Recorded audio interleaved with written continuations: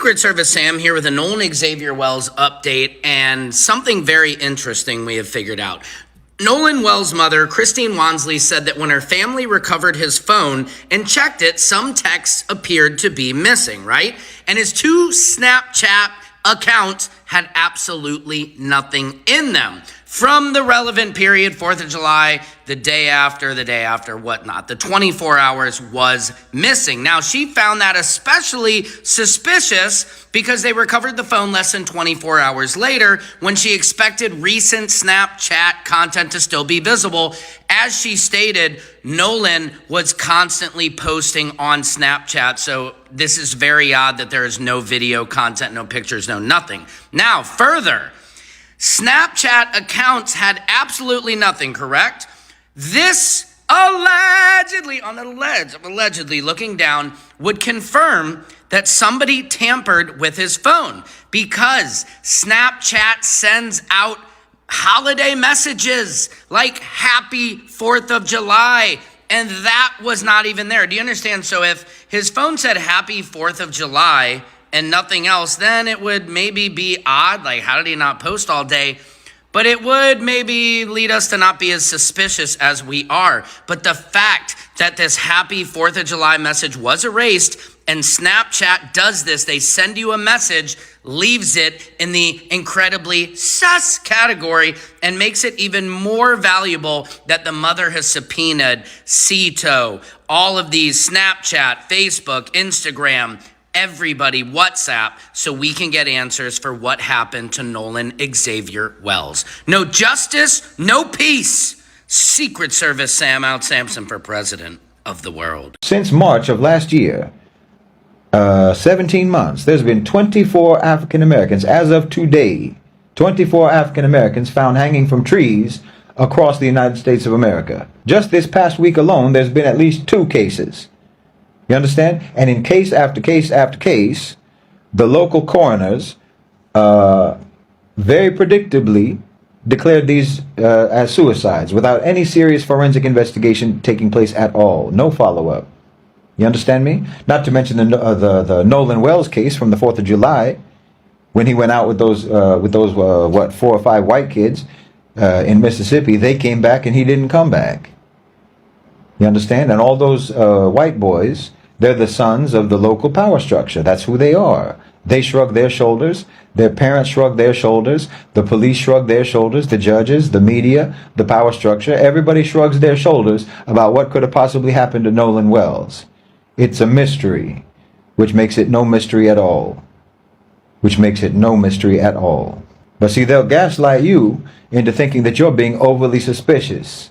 You're being overly cynical, and the problem is that you want answers, not that they don't have any answers. The problem is that you want the answers that they don't have, which is just a way to try to make you accept that same unspoken answer that black communities in Mississippi and throughout the South and throughout the United States always got. You understand me? About Nolan Wells and about the other 24 African Americans found dangling from tree branches across that country. Never mind that black Americans are demographically the population that is absolutely the least likely group of people to ever commit suicide by hanging themselves. That's documented. That's not an opinion. So when a method that is statistically rare for this specific population, when that shows up again and again and again in public spaces, in trees, outside of schools, outside of homes, and it gets closed as a suicide without any comprehensive investigation whatsoever, without any real forensic follow-through, well, everybody knows what's going on. Everybody understands what's going on. Listen, 24 in 17 months, that is roughly equivalent to the rate of lynchings in America during the 1920s. You understand me? No, when a black person is found hanging from a tree in the United States of America, the default assumption of investigators should always be lynching. It's like if a woman turns up dead, the first thing that you're going to do is suspect the husband or suspect her ex, right? You start with the presumption of foul play. You start with the presumption of homicide. You start with a presumption of foul play, which is exactly what you should do in every single one of these cases. If you find a black person hanging from a tree in America, you should treat it the same as if you see someone who's been double tapped in the back of the head. And if you do rule it as a suicide, if you rule that as a suicide, the moment that you zip up the body bag, why, we have every reason to believe that you're the one who did it. Yes, and you're going to have to prove otherwise. I'm telling you, if you rule something like that, as a suicide, that ruling is in and of itself incriminating evidence against you. You can't tell anyone, you can't tell any serious, intelligent person that there's no evidence of foul play. No. If an African American is hanging from a tree in the United States of America, that is the evidence of foul play by default. You might as well say that JFK killed himself before you say that a black man or a black woman strung themselves up in Mississippi and expect anyone to believe you. And if you say they did that, then we need to search your property for ropes. You understand? Especially when you claim it's a suicide before you've even cut them down from the tree. Oh my God! Oh my God! Secret Service Sam here for a Nolan Xavier Wells update, and we have a new picture that has emerged. It is a whole group of people on the 4th of July getting onto what is believed to be Fart Jr.'s boat. But you know who's missing? Warren. Warren's missing because that's kind of weird. Maybe it's just me. Maybe a little birdie told me this. Yep, that little birdie of mine says that in Officer Race Tatum's podcast, if you can call it a shitcast, that Warren said he went out on his buddy's boat. And I thought that meant Fart Jr.'s boat, but we don't see Warren here in this picture in my Nancy Grace voice. So what is going on? I am not seeing a horse dragging this car. You gotta laugh at how stupid y'all are. So Snapchat will send you a text every holiday. Happy 4th, a whole thing. Y'all deleted that. That's tampering. That's proof shit was deleted out his phone. Y'all not thinking. No wonder y'all nervous. And now she's subpoenaing everything else to. You couldn't be no dumber than that. Y'all could at least cycle through what you wanted. But delete the whole history? That's crazy. That's crazy. No one texted him on the 4th of July, happy 4th of July. None of y'all friends, nothing. That's crazy. Can we cover it up? She did. Can we cover it up? We actually have proof that Grandpa Jerry was actually on Horns Island as well, which makes sense why he was able to call the captain, because he physically was watching it. Now, who was Wyatt on the phone with? Well, we know he was on the phone with Cito Call, but let me show you Grandpa Jerry. White-haired old man. Look, I just want you. Got him. I'm telling you, that bombshell coming. That bombshell is coming, y'all. It's coming. And she also gave us a little specialty on Wyatt. And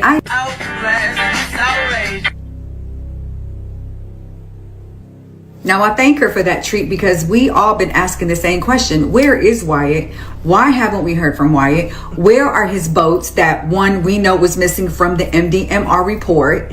We just have no information, no nothing on him. He is seemingly in the dark, he's just disappeared somewhere. So where is he? And why haven't we heard from him? Just asking.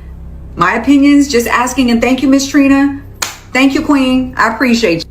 Thank you, whoever you is. Lead by example, because it's about to be more coming out. I ain't gonna get too excited. Wait, text messages were just released between Nolan's mom and Warren that can answer a lot of questions. And I need you to, I'm gonna go through these text messages one by one. You tell me, does it look like somebody like Warren is trying to hide something, or does it look like he's being a true friend? Now, first of all, I thought that Nolan's dad showed up unannounced, as the way, Warren and them told the story. Here's a text message, July 5th, 2 in the morning. Nolan's dad is out the house to pick up the key. Remember, he was trying to get the key from Jax. He said Jax couldn't find it, or it was taking forever. Then somebody else found it, and he didn't trust Jax after that. So then here's the next one. That day in the afternoon, hey, Warren, what kind of sunglasses did Nolan wear? I'm pretty sure Ray-Bans, Mrs. Christine. This is Warren. Then Warren says, hey, Miss Christine, just wanted to check in. We went out this morning to look, and I've been on and off the phone with Jackson County Sheriff's Office today. If you need anything at all, please don't hesitate to reach out. She says, thank you. Warren says, we are all praying for your family. We appreciate it. Then it gets deeper. Now, right here, she asked Warren what boat he was on or what boat Nolan was on. He says, Nolan went out on the 22 Triton offshore, and I was on the 24 tie line. I ain't heard much about the 24 tie line. On the way out, we were on separate boats. I went back on the Triton DMR, and the sheriff's office has all this information. Then if you look again, Monday, July 6th, 1:37 p.m., hey, Warren, can you collect any of Nolan's items left at Jack's house? Wait, does the Nolan Wells tip line go straight to Judge Ashley Cole? A YouTuber that goes by Taylor House Publishing called the tip line number, and this is what they got. Hi, you've reached the office of Judge Ashley Cole. Please leave your name, number, the case number, and a brief message at the sound of the beep, and we'll call you back as soon as we get a chance. Thank you. You cannot record a message for Margot Mills. this mailbox is Directly to Judge Ashley Cole, which I believe is Warren's stepmother. I decided I should check and call for myself. However, when I called, it did not go to voicemail. A woman answered and said, yada yada, Sheriff's Department. At the ending of the recorded call I played for you, you hear them say you cannot leave a message for Margot. Has anyone else called the tip line and received the voicemail of Judge Ashley Cole? Or did somebody answer for you? I can only imagine how many sorry wrong numbers they're getting right now because of this alleged call that led to Judge Ashley Cole's voicemail. And I'm still trying to figure out why nobody is talking about how Nolan Wells' father went back to Horn Island to search for his son when he found out that he was missing. He had a friend that had a boat, and they went to the island. We went on the island. He called me, and we're going to start on this end. Well, I said, well, we're probably going to start on the other end. So me, my wife, Coach Bramley, and a high school classmate of mine were the only, we were the first ones out there looking. And looked up and down and round and round. And there was no Nolan to be found. But yet, when the Cajun Navy went to Horn Island, Nolan Wells' body was in the water. Now make that make sense. Every unresolved case eventually develops two different kinds of questions. There are the questions investigators are actively trying to answer, and then there are the questions the public keeps returning to, because no official explanation has fully addressed them. In the case of Nolan Wells, that second group has grown so large that in some ways it is now driving the public discussion almost as much as the investigation itself. So, instead of jumping to conclusions, let's slow everything down and examine these questions individually, not as theories, but as specific issues that should, at least in principle, have answers. Question 1. What happened between the boat and the shoreline? This may be the central question of the entire case, precisely because there still isn't a publicly established account that clearly explains what happened during that critical period. The basic facts that have been made public are limited. Nolan Wells went out with friends on the 4th of July. The group eventually returned without him. About 2 days later, his body was recovered on Horn Island. But what happened between those two moments, the actual sequence of events involving Nolan, the boat, and the shoreline, has never been publicly reconstructed in complete detail by investigators. And notably, no detailed account from the people who were there has resolved every part of that timeline. That silence has become significant. When the people closest to an event have not publicly provided a detailed and consistent explanation, the empty spaces naturally become filled by assumptions. One possibility leads to another, and before long speculation begins to resemble a timeline even when the underlying evidence has an established one. But an unanswered question is still just that, a question. The public is not unreasonable for wanting a clear timeline. The danger comes when the absence of an official explanation encourages people to create their own version of events before the evidence has actually established what happened. Question 2. What does the tide and current evidence actually show? This issue has been raised directly by Trump's team in Nashville, And regardless of the surrounding rhetoric, the underlying scientific question deserves to be examined on its own. The argument centers on the reported location where Nolan's body was eventually discovered, an area described as being essentially the same general location where the boat had reportedly been anchored. The question is whether that location is physically consistent with the way tides and currents would have moved a body through that particular stretch of water over the intervening days. That is not simply an opinion-based question. It is something that can be tested. It reportedly explains why outside oceanographic or engineering specialists have been brought into the discussion. The relevant issue is straightforward. Given the actual tide conditions, current patterns, weather, water temperature, and other environmental factors on those specific dates, could a body realistically have traveled in the manner required to end up where Nolan was found? Either the available scientific data supports that possibility, or it raises problems with it. And this is precisely where speculation has limits. Social media analysis and armchair calculations cannot substitute for professional drift modeling based on the actual conditions in that area. Until qualified experts publish or explain their findings, the title question remains unresolved. Not proof of one theory, and not proof against another. But unlike many of the questions surrounding this case, this is one that may ultimately be answered by something far less subjective than testimony: the physical behavior of the water itself. Question 3. What exactly happened to the retained tissue, and why did the timing of the second autopsy unfold the way it did? Of all the questions circulating publicly, this may be the most technical, and also one of the easiest to misunderstand. Online discussions have often framed the issue as though organs or tissue simply disappeared under suspicious circumstances. But that version leaves out an important detail, reportedly acknowledged by Dr. Roger Mitchell himself. Retaining tissue during a death investigation for additional testing is not inherently unusual. The issue that raises legitimate questions is not simply the fact that tissue was retained. It's the sequence of events surrounding the independent examination. According to the account that has been made public, Mitchell did not examine Nolan Wells' body until several days after it had been recovered. By then, the airway and lungs had already been dissected during the initial state autopsy. That timing mattered, because the relevant areas had already been examined and altered. The independent examination could no longer establish certain findings in the same way it might have been able to beforehand, including whether water was present in the airway in a manner that could potentially support or challenge drowning as an explanation. So the more meaningful question is not simply, why is tissue missing? There is a straightforward explanation for tissue retention during forensic examination. The harder question is this: why wasn't the independent examiner given access to the body before that particular dissection took place? At least publicly, there has not been a definitive answer to that question. And that distinction matters. It turns the issue away from a conspiracy narrative about disappearing organs and towards something much more concrete: the process surrounding the request for an independent examination and how that request was handled by Mississippi authorities. That is a procedural question, and it is one that officials could potentially answer with records, timelines, and documentation. Question 4. Why was the initial no foul play statement made, and what changed afterward? One of the most consequential moments came shortly after Nolan's body was recovered, when Sheriff Ledbetter reportedly stated that there was no indication of foul play. That statement came quickly. Then, following significant public criticism, the position was walked back. The importance of that sequence isn't necessarily what the original statement proved. It is what the reversal did to public confidence.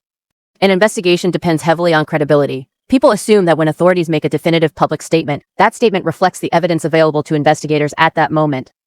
So when a conclusion as significant as no foul play is announced and then reconsidered almost immediately, it creates an unavoidable question. Was the original declaration made before investigators had enough evidence to support it? Or was it simply communicated too confidently? Either possibility creates concerns. And yet, the public has not received a clear explanation of exactly what evidence supported the initial statement, what triggered the reversal, or what changed inside the investigation between those two positions. That isn't an accusation of wrongdoing, it is an accountability question, and it remains one of the most basic unresolved issues surrounding the investigation. Question 5. What actually happened to Nolan's phone? This is where the digital trail becomes critical. Christine Wells has publicly said that when investigators examined her son's phone, there were no photographs from the day he disappeared, and that a Snapchat account or messages had been deleted. If accurate, that immediately raises another set of questions. What information was originally stored on the device? When was it deleted? Was anything recovered through forensic examination? And most importantly, what does the phone's digital history reveal about Nolan's final known movements? Those answers could potentially help establish a timeline that eyewitness accounts alone have not been able to fully explain. And that is why the phone may be one of the most important pieces of evidence, still waiting to tell its side of the story. On its own, that detail may ultimately mean very little. People delete photographs. Apps get cleared. Messages disappear. None of those things by themselves establish criminal conduct or even suspicious behavior. But when there is no clear explanation for what happened to the digital material, it becomes exactly the kind of unresolved detail that draws intense public attention. And in this case, that attention is understandable because digital forensics exists precisely to answer questions like these. What was deleted? When was it deleted? And can any of it still be recovered? This may also be the one question on this list where a concrete answer could be relatively close. The reported joint examination involving the FBI is intended to determine whether deleted information can be retrieved, establish when that information was removed, and assess whether the recovered data has any relevance to the investigation. That distinction is important. Instead of relying on screenshots, online theories, or competing interpretations, investigators may eventually have access to actual forensic data. Of everything still unresolved, this could be the question most likely to move from public speculation into evidence-based fact. And when these 5 questions are placed side by side, something becomes difficult to ignore. They overlap almost perfectly with the areas where investigators are reportedly still trying to close major gaps. The public isn't necessarily pursuing an entirely different story from the investigation. They're looking at many of the same unanswered spaces, just without access to the evidence, forensic tools, investigative files, or information available to authorities. And that difference creates frustration. Because when official answers are limited, speculation tends to expand into the space that silence leaves behind. But the next category of questions is even more difficult. The first group involved things that science, records, and forensic examination may eventually clarify: tide patterns, digital evidence, autopsy procedures, and physical findings. The next questions are different. They involve people. More specifically, they involve the friends who are aboard that boat, what they have actually said, what they haven't said, and why the silence surrounding them has become such a major part of the public conversation. Question 6. What have the friends who are on that boat actually said on the record? This is one of the questions the public repeatedly returns to, and there is a reason for that. In a case involving a missing person and a group of witnesses who were reportedly present during the final known hours, the statements of those individuals can become central to reconstructing a timeline. In another case that Ben Crump's team has reportedly referenced as a comparison involving Daniel Irving's, people who were present eventually provided accounts to authorities. Those accounts may have been incomplete. They may have contained inconsistencies, but there was something investigators could examine, compare, and test against other evidence. With Nolan Wells, the public has not been presented with a similarly detailed, individualized account from every person who was reportedly present that day. Instead, much of what has circulated has come through secondhand descriptions, media reports, paraphrased statements, and information repeated online, and that is very different from hearing directly from the people who were there. The distinction matters because first-hand testimony can potentially answer questions that photographs, GPS data, and social media posts cannot. Who was where? What happened before the boat left? When did anyone realize Nolan was missing? And what did each person remember seeing? A public that wants those answers is not necessarily demanding that anyone be declared guilty of anything. In the press conference, Carissa McAnell had a constant pick.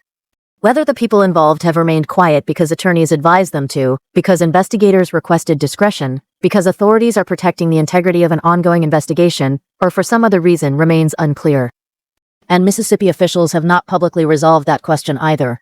Which leads directly to the next one. Question 7. Is there a legal reason for the silence, or is it strategic? That distinction matters, because silence by itself does not establish wrongdoing. In an active investigation, there can be legitimate reasons for witnesses to avoid discussing specific details publicly. Investigators may ask people to limit what they say, in order to prevent testimony from becoming contaminated, preserve the integrity of interviews, or avoid revealing information that could be important later. If that is what happened here, it would provide a straightforward explanation for why some people have remained quiet. The problem is that the public has not received a clear official explanation confirming that this is the reason, and that absence creates another vacuum. Without clarification, some people naturally interpret the silence differently. Instead of believing that witnesses are protecting the investigation, they begin wondering whether someone is being protected from scrutiny. Those are two completely different possibilities. Neither should automatically be treated as fact. The frustrating part is that this particular uncertainty may not require another forensic examination or a major investigative breakthrough to resolve. A clear explanation from the district attorney's office could potentially tell the public whether witnesses were instructed to remain silent, whether attorneys advised them not to speak, or whether there is another reason by Prosperi. But so far, that explanation has not publicly settled the issue. Question 8. What does the joint FBI investigation actually include, and what doesn't it include? This is another area where wording matters. Attorney Eric Hertz has described a tentative agreement involving a coordinated review between the district attorney's office, experts working with the family, and federal investigators, particularly concerning digital evidence. But the precise scope of that cooperation has remained less clear. Does a joint review mean federal investigators have broad access to the evidence collected by the state? Does it include everything connected to the death investigation, including the retained tissue and findings from the original autopsy? Or is the federal role substantially narrower, focused primarily on digital devices, while also involving the separate investigation into alleged threats or harassment directed toward the family? Those possibilities are very different. And if the FBI's involvement is narrower than some members of the public assume, that distinction matters. Hearing that federal investigators are involved can easily create the impression that Washington has taken over the entire case, or that every piece of evidence is now being independently reviewed. If that isn't what is happening, the public deserves to know, because when expectations grow beyond the actual scope of an investigation, the eventual clarification can create even more distrust. Question 9. Why hasn't there been the same level of scrutiny surrounding the investigation's earliest decisions? There is another form of accountability that has received less attention than the forensic questions. It's the question of how the case was handled during those critical first hours and days. That includes the early no foul play statement, the reported timing of the department's communication with the family, the handling of the investigation during the initial response, and the sequence that ultimately left the independent examiner without timely access to the body. Each of those decisions occurred at a specific moment and involved specific officials. Yet there has been no clear public indication of a separate internal review examining whether those early decisions met an appropriate professional standard. And that is important because there are really two different questions here. One investigation asks, what happened to Nolan Wells? The other asks, was the initial response handled properly? Those questions can exist simultaneously. Determining how Nolan died does not automatically determine whether every investigative decision afterward was appropriate. And right now, the first question is visibly receiving attention. The second remains far less transparent. Question 10. What happens if the retained tissue and title analysis don't provide definitive answers? This may be the possibility people are least comfortable discussing. What if the additional tissue examination cannot establish whether water entered the airway in a way that definitively confirms drowning? What if the title and current analysis turns out to be more complicated, or more ambiguous, than some public arguments have suggested? There is a real possibility that neither examination produces the definitive answer everyone is hoping for. And if that happens, the case could remain medically or legally undetermined for longer than anyone wants. That would not automatically mean evidence was hidden. It would not prove that investigators failed. And it would not validate every theory circulating online. Sometimes death investigations simply do not produce enough evidence to reach absolute certainty. For a grieving family, that is an incredibly difficult possibility to accept. For a public that has followed the case closely and spent weeks searching for answers, it is equally unsatisfying. But it is still an outcome that has to be acknowledged alongside every more dramatic possibility. Now put all 10 questions from both parts together and a pattern begins to emerge. Some questions have a clear path toward resolution. The phone data can potentially be examined through digital forensics. The title question can be tested through scientific modeling. The autopsy issues can be evaluated through forensic documentation and expert review. But the other questions are different. What have the friends actually told investigators? Why was the initial public position regarding foul play changed? Was there an internal review of the department's early handling of the case? Those answers depend heavily on local officials, witnesses, investigators, and the people who were physically present that day.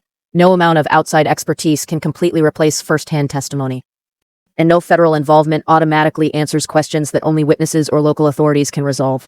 That may be the most uncomfortable reality surrounding the case right now. There is no shortage of attention. There are legal resources, outside experts, forensic reviews, and growing public scrutiny. But beneath all of that, the investigation may still be waiting on a relatively small number of people to explain what they know. And until they do, or investigators uncover evidence that can independently establish what happened, some of the most important questions surrounding Nolan Wells will remain exactly where they started, unanswered.